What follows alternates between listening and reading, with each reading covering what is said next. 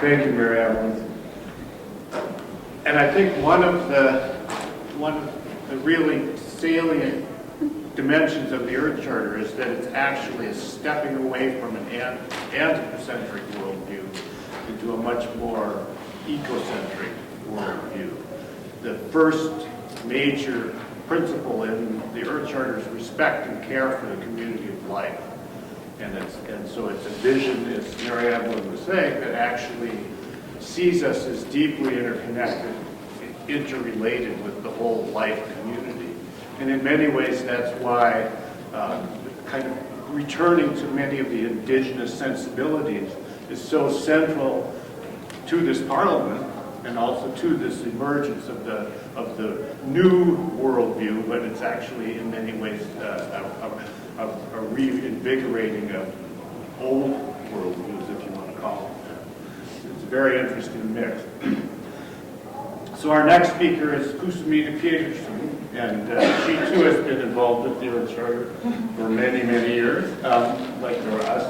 And Kusumita has been very involved with at the Temple of Understanding. It's been involved with a lot of the UN work with spiritual activities, and is now on the Interfaith Center board. Yes, and the Parliament trustee. And a Parliament trustee.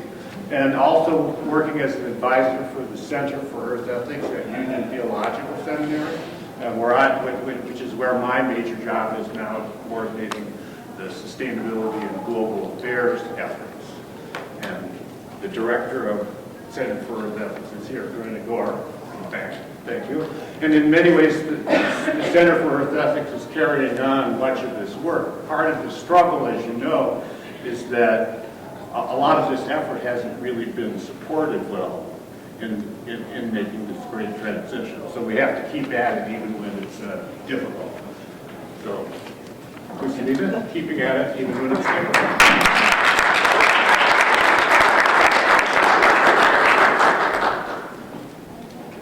Yeah, do you want my picture? Don't turn it off, just close it.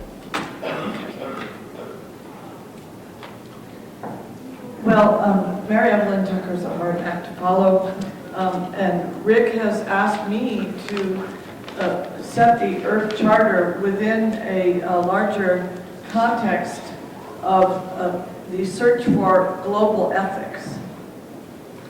And so let me step back in time and sort of come back, and then we'll come up to where we are now. I'd say in almost all, if not all, religious and philosophical traditions, you have some kind of an idea that each human being has something of the sacred, of the divine soul, the Atman. Each human being is created in God's image, in the Bible, as the Bible would say, does say, and therefore each human being is worthy of respect. That each human being is worthy of respect is the concept called human dignity. That's the fundamental concept, ethical principle of human rights. It's also, the dignity of the human person is also the fundamental concept of Catholic social teaching. So it is a core concept of Pope Francis's recent encyclical Laudato Si. And so one of the really very moving, fascinating, and important things about the Pope's encyclical is how respect for the earth and for all life is being brought together with respect for every human being. But there are other concepts within every worldview which divide human beings in different forms of life and give different value to the different groups of human beings and different forms of life. And a year ago, last spring, we had the 20th anniversary of the genocide in Rwanda. And at the United Nations, there were a number of programs, including programs involving survivors of the genocide.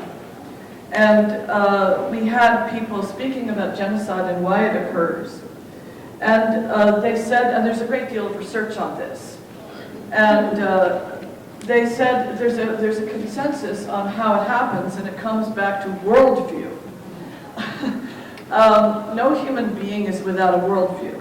So, even if whether it's thick, whether it's thin, whether it's deeply reflected, or it's just naive, and I don't even know I have it, it's consistent, it's incoherent, whatever it is, people have a worldview because without it they can't function in the world. And a worldview and your worldview is that is your picture, as anthropologist Clifford Geertz put it, is your picture of the way things in sheer actuality are. It's not some conventional thing you're supposed to subscribe to, but your worldview is what you actually believe is real. So but the worldview will often be telling us that certain, as I just said, certain groups are of less value than certain other groups. For example, women are of less value than men. Or black people are of less value than white people. And so human rights, then the vision that every human being is equal in dignity and rights is actually a very revolutionary concept, even though its roots go back a few millennia in the different philosophies and religions. And first two documents to say that every human being has rights are the Declaration of Independence of the United States and the Declaration of the Rights of Man of the French Revolution. And there's a fascinating history of how the concept of human rights gained hold, over from that time down to this, which is a bit more than 200 years, and not only how it gained in strength, but the resistance to it. And the Universal, now coming to the Universal Declaration of Human Rights, which is a direct ancestor of the Earth Charter. The Universal Declaration of Human Rights was brought into being to make clear that there is a moral order, and the Declaration of Universal Declaration of Human Rights is not legally binding. There are two treaties brought forth by the United Nations 18 years later. That's how long it took to agree. But the Universal Declaration of Human Rights is a statement of principles. And it was done to start putting in place a global human rights regime to which the states would be responsible. And even today we have really no idea how to enforce this universal the international law. Ghastly, atrocious human rights abuses are going, and not to mention ecological destruction is going on all over the world. And how does my students would at St. Francis College would ask me, well, how do you, this is great, but how do you make people do that? Right, so how do you make people, but not how do you make people, how do you make governments do that? and also today, how do you make big corporations do that? And we haven't really answered that question, but aspiration is there. Because the preamble to the Universal Declaration of Human Rights speaks of atrocities that have, barbarous acts that have outraged the conscience of humanity. And the outrage of conscience is one indicator of what we hold universally. Outrage, if you're outraged, can respect your outrage. So, because fascist governments that carried out vast crimes during the World War II era said, well, we were sovereign states, we had right to do that. So the United Nations was founded in 1945, and then the Universal Declaration of Human Rights, the commission was chaired by Eleanor Roosevelt, was like, well, no, not anymore. And so these are some of the reasons that a need for, now let's call it a global ethic, was attempts to fulfill that need were made. So the Universal Declaration of Human Rights is one of the great achievements of humankind, in my opinion, and I think many others. But it's entirely concerned with human well-being. And just a word for a moment about rights language, because sometimes people criticize it. Oh, human rights, it's so Western. And I'm ready to have another workshop and argue against that for 90 minutes. But because it's a universalist, it's a universal ethic. And like the Earth Charter, which comes later, the Universal Declaration of Human Rights was based on deep research across the world's philosophical and legal traditions. And so one sense of a global ethic, an ethic that applies universally, is that these values actually are already found everywhere. And we actually already agree on this. So you have to do the research to be able to say seriously that that is so. It can't be a mere sentiment. And the research was done for the Universal Declaration of Human Rights, and it was done massively for the Earth Charter. And now, as Mary Evelyn has said so powerfully, the Earth Charter is distinctive because it honors the community of all life placed within the context of the universe. But let me step back just a moment to a business of worldview. There's something that psychologists have studied, and it figures into these studies on genocide. It's called moral exclusion. And it's a depressing fact that, psychology is a social science, it's empirical, and they have found everywhere in the world, this is the opposite of human rights, that people are ready, moral exclusion is when some people are outside the line that is the boundary of your moral community, some people or some beings. So we all understand that we have obligations to our own family members that are different to obligations to a total stranger. We all understand that many people believe that you don't have moral obligations to a non-human animal than you do to a human being. And in times of stress, scarcity, and turmoil, when there's war, when there's not enough food, and this figures into the ecological crisis, because we're hearing that the turmoil in the Middle East has something to do with drought, that the Rwanda genocide also had something to do with ecological factors, and this is a long discussion. But when there's turmoil, when there's scarcity, when people don't have enough, they contract the boundaries of the moral community, and at that point the worldview has already told you that those people are not as important as people of our group, and now you can send them to the gas chamber. So, or you can just kill them with machetes, as was done in Rwanda. So, so the idea of universality of human dignity is a very radical, profound idea. And I'm hearing at this Parliament, as a trustee of the Parliament, I'm extremely moved to hear what sounds to me like a crying call for a real commitment to the oneness of humanity. Speaker after speaker, both in the plenaries and in these workshops, has been talking about the oneness of humanity and how we need to claim it through the heart. And the Earth Charter is maybe the first international document of its type to use the word love.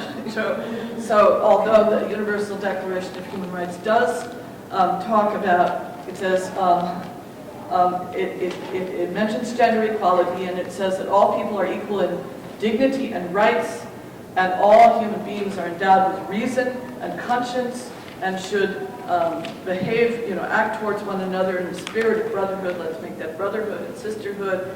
And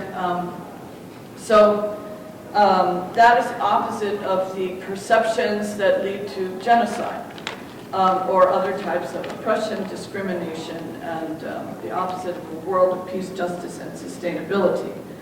So now coming to other aspects of the search for global ethics. And all of you who registered for the Parliament got this among your documents. And this is a reprint of the 1993 Declaration toward a Global Ethic that was adopted by the Chicago Centenary Parliament in 1993. And it also was based on research in the world's religious traditions, coordinated by Swiss theologian, Catholic theologian Hans Kuhn. And it actually, if you put the Universal Declaration of Human Rights and towards a global ethics side by side, you can see the relationship. The Earth Charter also says we affirm universal human rights. And, but the Declaration towards a Global Ethic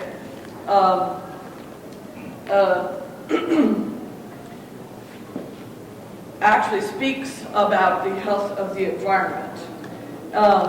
It says there are irrevocable directives, and these are 4. Commitment to a culture of nonviolence and respect for life. Commitment to a culture of solidarity and a just economic order. And commitment to a culture of tolerance and a life of truthfulness, and commitment to a culture of equal rights and partnership between men and women. And so this is there for your reference in your Parliament documents that you received on registration. And, the 1993 Parliament attracted attention because of this very phrase, global ethic. People who've never read the global ethic are aware that there was something called a global ethic. Well, global ethic, what is that? And I have found over years of teaching ethics that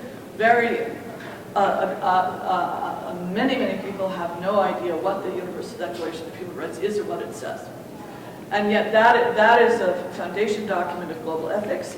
And before I go right to the Earth Charter, I'd also like to say that also in this publication is the call to our guiding institutions that was part of the 1999 Parliament of the World's Religions in Cape Town, South Africa. And I'm very glad that Dr. Jim Kenny is sitting here, and he was the person who coordinated the call to our guiding institutions.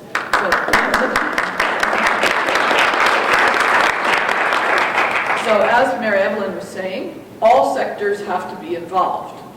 And the call to our guiding institutions was a detailed call to all sectors of society to address the questions of peace, justice, and sustainability. And so the Earth Charter aspires to the stature of the Universal Declaration of Human Rights. And it's a little bit longer than the Universal Declaration of Human Rights, which has a preamble and only 31 articles. But there was a debate when it was being drafted. There was debate when it was being drafted about whether it should be a very succinct statement of principles or how much in detail it has to mention the burning issues that affect one or another group of people, and that is in some ways a bit of a political tension about what kind. The more you start to spell out the details of issues, the longer and longer document you have, and the less inspiring it becomes to read. So. Anyone who's ever worked on declarations knows this. And now, the Earth Charter is distinctive because it honors the community of all life and the cosmic context. And that is a paradigm shift. And it also, the Universal Declaration of Human Rights doesn't mention God, neither does the Earth Charter.